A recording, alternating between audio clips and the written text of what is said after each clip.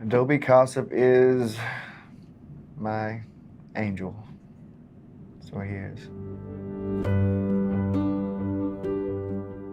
My name is James Steinbeck, and at one time I was a drug dealer, a drug user, did a lot of bad things. Adobe locked me up, Adobe Gossip locked me up. He gave me a 10-year sentence, which really was on the lighter side of what I could have gotten, He told me when I was in the courtroom that I was better than what I was doing, and I was a better man than what I was doing. TDC, which is Texas Department of Corrections, they offer different programs. One of the programs they offer is a truck driving course, I applied for it, and I got turned down, and by this time I'd already been there almost 3 years.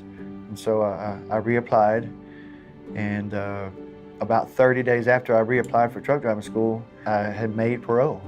They gave me parole, So 2 days after that, I got a lay-in from my counselor that said that I'd made truck driving class. And so now I got a dilemma, now I can get out and be free, go see my family, go whatever, or I can make a decision here, So, and I sat down and I thought, everything I'd been through, I replayed the last basic 10 years of my life, I've been doing wrong, I've been going crazy, and I kept coming back to the same thing, and it was Adobe talking to me in that courtroom that day, saying to me, you're a better man, than what you was. Let this be a lesson for you.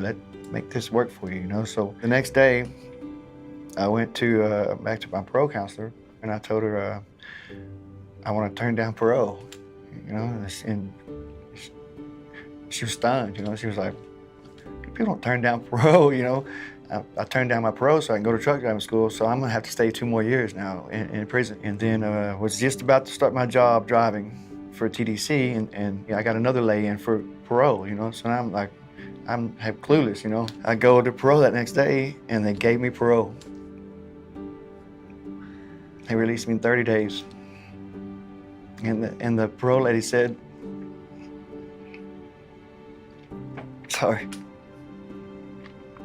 They released me because I made that decision. They'd never had nobody do that. They'd never had nobody turn down parole. I don't want to get out and go back to what I was. I needed to do something different, And I needed to listen to what Adobe told me that day, He saved my life. He saved me from me. I was able to offer him an opportunity to try to salvage something of his life. And I knew it in the courtroom. I knew that could happen. I'm proud of what he's done. I'm proud of what he has done. It had nothing to do with me. I'm proud of the effort he has made. I simply set the table. His job is to protect society from the criminals and that. But yeah, and sometimes it's his job to protect the criminal from the criminal. So how could you get a better judge than that? There is always going to be redemption possible.